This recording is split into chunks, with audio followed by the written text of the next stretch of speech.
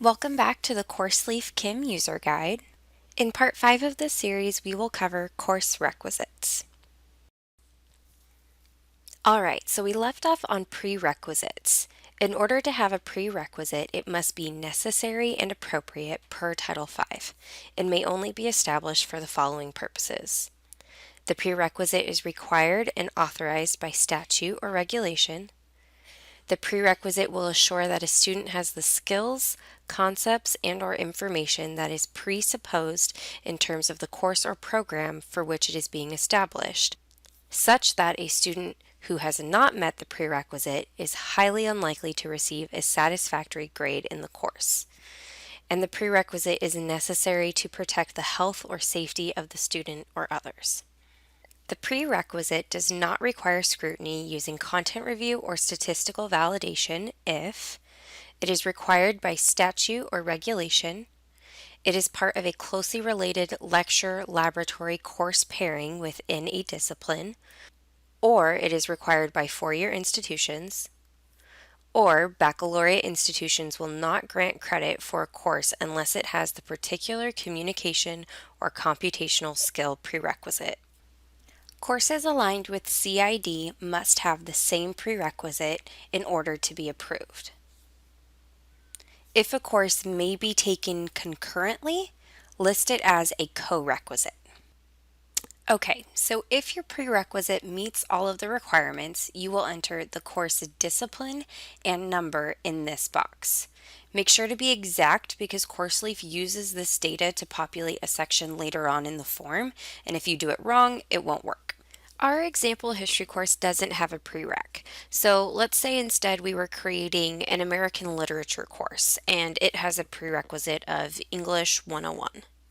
So we will type in ENGL for English, R for Oxnard, and 101. And again, this is the discipline and this is the course number.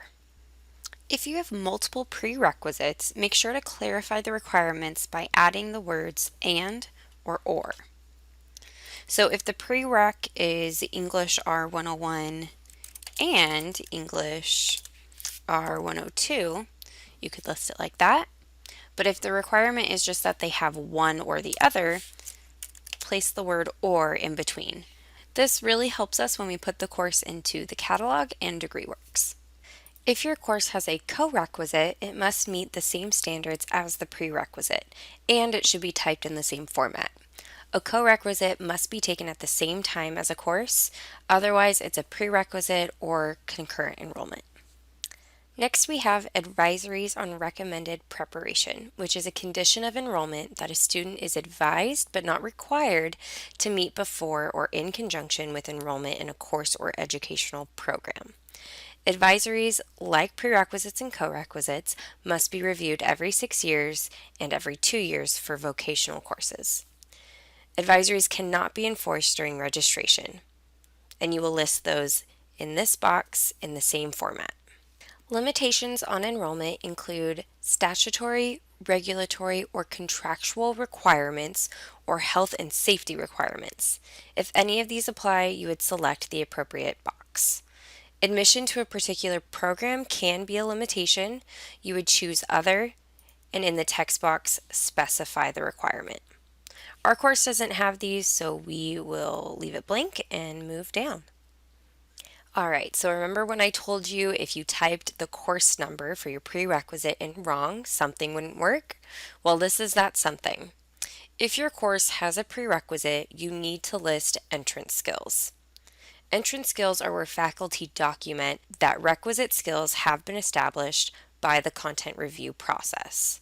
So we'll select the green plus sign to open up the subform. In the text box, list the specific skill a student would be expected to have or needs to have for the course. Then, from the list that populates below, which you should see if you typed the prerequisite incorrectly, select the course objectives for the prerequisite course where the student would have learned those skills. The idea is to demonstrate why the prerequisite was chosen and how it supports the course. Faculty should select all of the objectives that without students would be highly unlikely to be successful in the course requiring the prerequisite. So the skill we would expect our students to have in this sample course is the ability to write a research paper.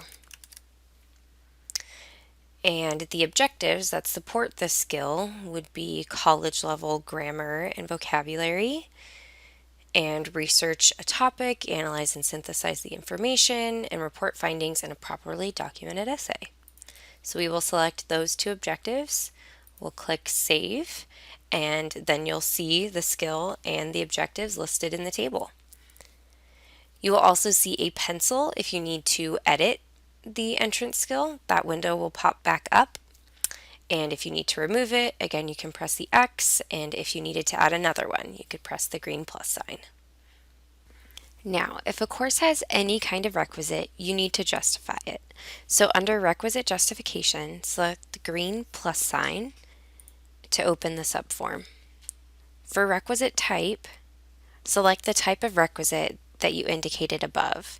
So again, for our American Lit course, English 101 is a prerequisite, so we'll select prerequisite. In the requisite text box, you'll type in the requisite code. So again, that's English R101. For requisite description, choose the most appropriate from the list. Certificate of completion or certificate of competency requisite, non-credit only. Course in a sequence, which means courses in the same discipline. Courses not in a sequence or courses outside of the discipline. Credit program requisite for credit only, or other, and you'll specify what that is. For our example, these courses are in the same discipline, so we'll select course in a sequence.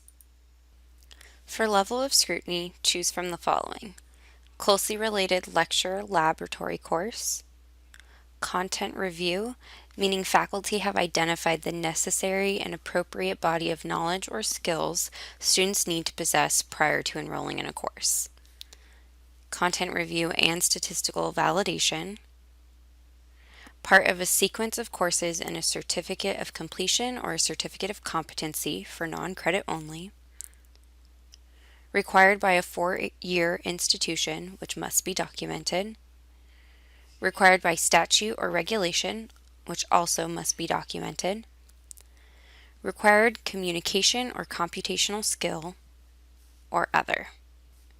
For this example, we could select content review, but it is also required by a 4-year institution, so we'll select that. And because it requires documentation, contact the articulation officer just to confirm. Alright, and then you'll click Save, and you'll see the requisite type, the requisite you listed, the description, and the level of scrutiny. That brings us to the end of this section. In the next video, we will go over course content. If you have any questions, you can post them to the forum on the Canvas training course, or feel free to contact me directly.